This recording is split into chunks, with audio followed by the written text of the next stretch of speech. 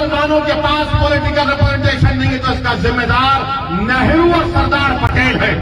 ये आरएसएस की जबान है कि मुसलमान हिंदुस्तान के नहीं है, इस्लाम भारत का नहीं है, इस्लाम बाहर से आया।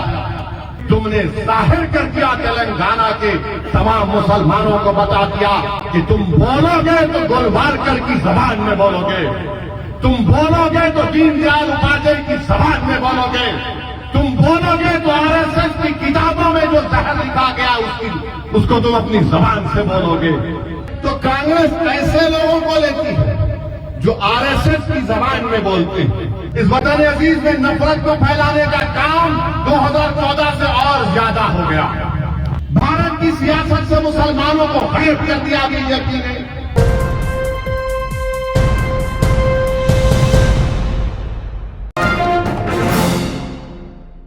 मुझे शायद याद आए, मेरे वालिद मरूफ याद आए। मैं बैठा था गाड़ी में, इंसान हूं मेरे भाई, जाहिर है जिसके वालिद नहीं होते दुनिया में, हर अगर बेटा होगा तो उसको बेटी होगी तो उसके अपने बाप मां याद आती, मुझे भी याद आए। सालार की बातें दिमाग में आना शुरू हो गई। हम उतर कर इफ्तिदा कर रहे थे मजरात। आप जब अपने वालिद को याद करते हैं तो थोड़ा आप खामोश हो जाते हैं। हम उतरे तो अचानक एक ज़ईफ बुजुर्ग को मैं देखा, मेरा हाथ पकड़ लिए, बोले अब तुम्हारे को नहीं छोड़ूंगा, मेरी दुकान पे चलो। और इतनी दुआएं दिए मुझे, इतनी दुआएं दिए कि अल्लाह तुम्हारे को सलामत रखे, अल्लाह तुम्हारी हिफाजत करे। मेरे भाई, वो मैं जानता नहीं कौन है वो शख्स, मगर मेरे दिल को चीर के रख दिए उनके अल्फाज, उनकी मोहब्बत, उनकी शफकत मेरे हौसले में इजाफा कर दिया, मेरे अज़म में इजाफा कर दिया कि ये बुजुर्ग अगर मेरे साथ है, इनकी दुआएं मेरे साथ है तो मैं पहाड़ से टकराऊंगा, डरूंगा नहीं कभी किसी से इंशाअल्लाह। मेरे अजीज दोस्तों और बुजुर्गों, ये मजलिस इत्तेहादुल मुस्लिमीन की मोहब्बत है जिसको ये लोग समझ नहीं सकते। अरे तुम गाली दो, झूठ बोलो, जो करते कर लो, जब तक अल्लाह जिंदा रखेगा हम तमाम को, हम अपनी जमात के लिए काम करते रहेंगे। अब ये तेलंगाना का कांग्रेस का सदर चुम्बी को भी पर निकल गए। अब ये बोल दिया कि असदुद्दीन ओवैसी का खानदान महाराष्ट्र से आए। अरे दीवाने, हम महाराष्ट्र से नहीं आए, हम बाबा आदम यहां पर आए तो उनके हमारे अब्बा उन्नू हैं। तो पूरा हिंदुस्तान हमारा है। बाबा आदम यहां आए तो अब्बा की जमीन में बेटे का हक नहीं होगा क्या?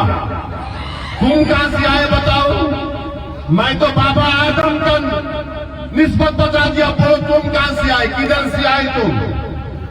याद रखो, तुम मेरी जबान का मुकाबला नहीं कर सकोगे, मगर आपको बताने के लिए कह रहा हूं कि ये कांग्रेस का ये लीडर जो तेलंगाना की कांग्रेस का सदर है, इसकी जबान से निकलना कि ये तेलंगाना के नहीं है, ये आरएसएस की जबान है कि मुसलमान हिंदुस्तान के नहीं है, इस्लाम भारत का नहीं है, इस्लाम बाहर से आया।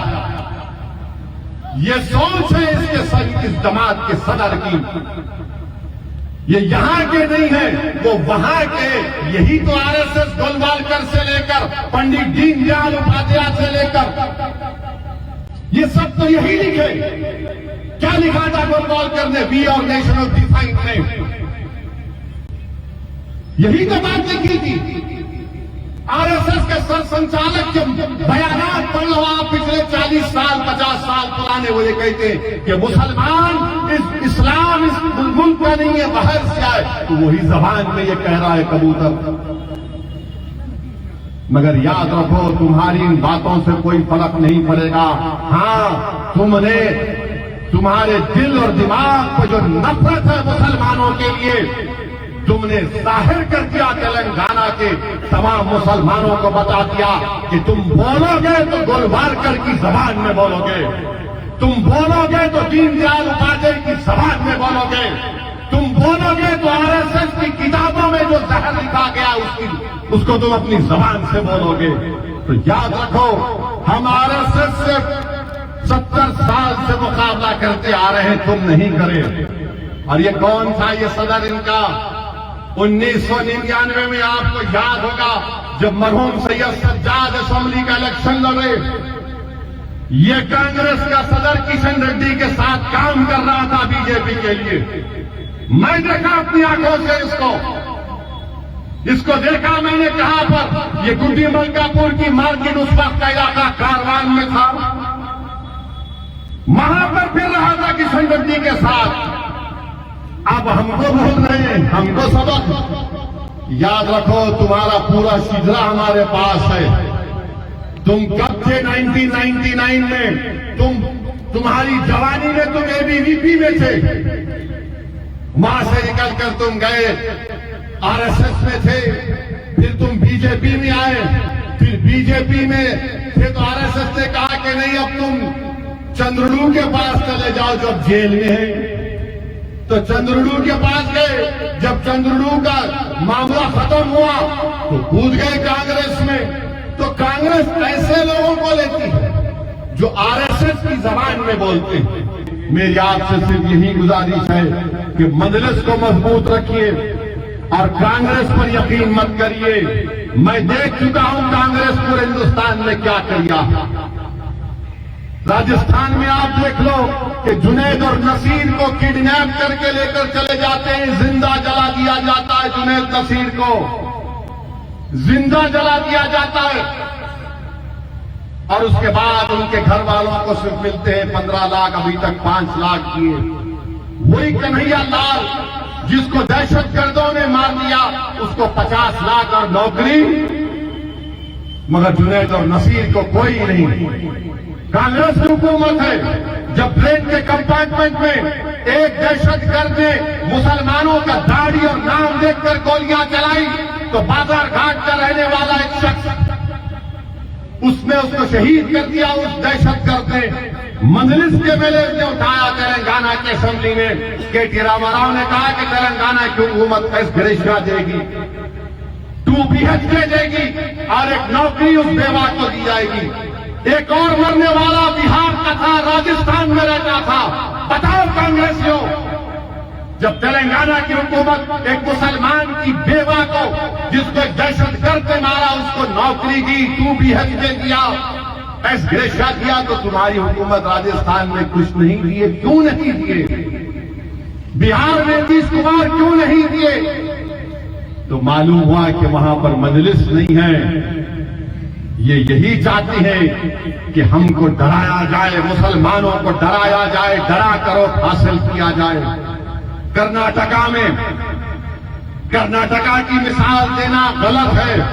ये तेलंगाना है, हैदराबाद है, यहां पर मजलिस है और बड़े बड़े आकर चले गए। हमने बीजेपी की बंडी में पंक्चर लगा दिया तो कांग्रेस को भी इंशाअल्लाह ताला रोकेंगे, पंक्चर लगाएंगे उनको भी। बड़ी बड़ी बातें कांग्रेस कर रही है। अरे मैं कह रहा हूं, अगर आप हिंदुस्तान का संविधान और आइन जब बन रहा था, कानून साज असेंबली के आप पढ़ो, नौजवानों पढ़ो, तुम पढ़ते नहीं हो। कॉन्स्टिट्यूशन असेंबली के डिबेट पढ़ो, जब आइन बनाया जा रहा था मुसलमानों की अगर आज असेंबली और पार्लियामेंट में कम नुमाइंदगी है तो इसका जिम्मेदार ये कांग्रेस है।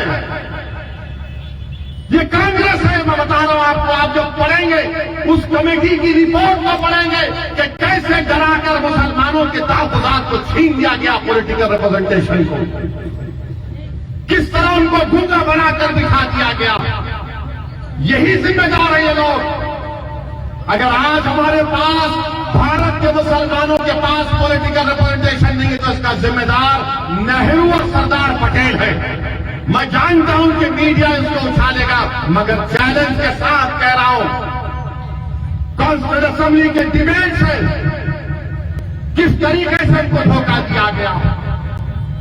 अरे आज तेलंगाना में 2000 करोड़ का बजट है, वजारत अखिलेती बहबूद का। तुम्हारे राजस्थान में क्या है? 250 करोड़।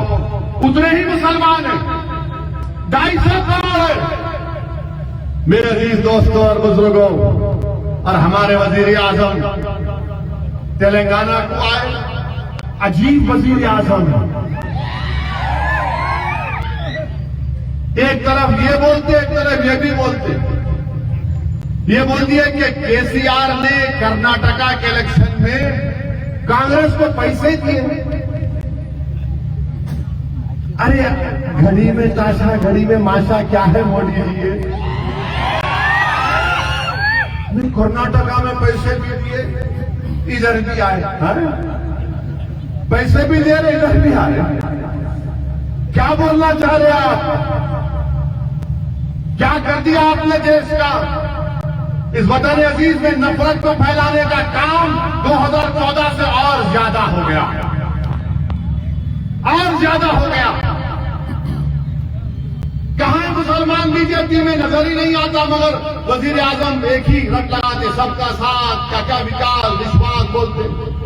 कोई नजर नहीं आता बीजेपी में। एक मुस्लिम एमएलए नहीं है इनके पास, एक है शायद कहीं पर। एक मुस्लिम एमपी नहीं है लोकसभा में, मुस्लिम मिनिस्टर नहीं है। भारत की सियासत से मुसलमानों को गायब कर दिया बीजेपी ने। तो कांग्रेस भी अब डर रही है, ये सेकुलर पार्टियां डर रही है। नहीं, जरा खामोश बैठो, खामोश बैठो, खामोश बैठो, खामोश बैठो, खामोश बैठना। हम खामोश बैठने को आए इस दुनिया में, हम खामोश बैठने को नहीं आए इस दुनिया में। हम लड़ाई लड़ने आए, अपना हक मनवाने आए इस दुनिया में। जो खामोश बैठेगा वो खत्म हो जाएगा, जो लड़ेगा वो जिंदा रहेगा। जो लोग खामोश बैठने के लिए कह रहे हैं, अरे तुम हमको 60 साल से खामोश बिठा कर रखे हो, तुमने क्या किया बताओ मुसलमानों के लिए, सिवाय डरा डरा कर। अरे जो दिल्ली में कांग्रेसी मिलता, अरे भाई हमको बोलते ओवैसी को देखो, ओवैसी को देखो। मेरा देखने की चीज है, बार बार देखो। हम कौन रोक रहा तुमको? आप बोलते कि नहीं ओवैसी को रोकेंगे, इन्हें बहुत जा रहा। अरे प्यारे, मैं फिर से कह रहा हूं, अच्छे को भी जाओ हैदराबाद को मुकाबला करने के लिए। तुम्हारा प्यारा अगर तैयार नहीं है तो किसी और को तैयार करो, मगर याद रखो असेंबली के इलेक्शन में इंशाअल्लाह ताला मजलिस ने जो पॉलिसी और फैसला लिया है, तेलंगाना की आवाम अल्लाह के फजलो करम से उसकी तारीफ करेगी और मजलिस उसमें कामयाब होगी। मैं पूरी इत्मीनान और एतमाद के साथ कह रहा हूं कि मजलिस जहां से अपने एमएलए के कैंडिडेट खड़ा करेगी, वहां से मजलिस के एमएलए कामयाब होंगे। और मुझे यकीन है कि इंशाअल्लाह ताला मजलिस के एमएलए की कामयाबी के साथ साथ तेलंगाना का चीफ मिनिस्टर मामू बनेंगे दूसरी मर्तबा। आप देखना ये बात, कांग्रेस का रिकॉर्ड उठाकर देख लो, फसादात होते थे हैदराबाद में। इनके जाति झगड़े इतने हैं कि फसाद कराते थे ये लोग। हमको हैदराबाद को बचाना है, हमारे मासूम बच्चों को हम क्या मुस्तकबिल देंगे, इसको देखकर आपको फैसला लेना है। मेरे अजीज दोस्तों और बुजुर्गों, मजलिस इत्तेहादुल मुस्लिमीन इन बातिल तूफानों में चिराग है।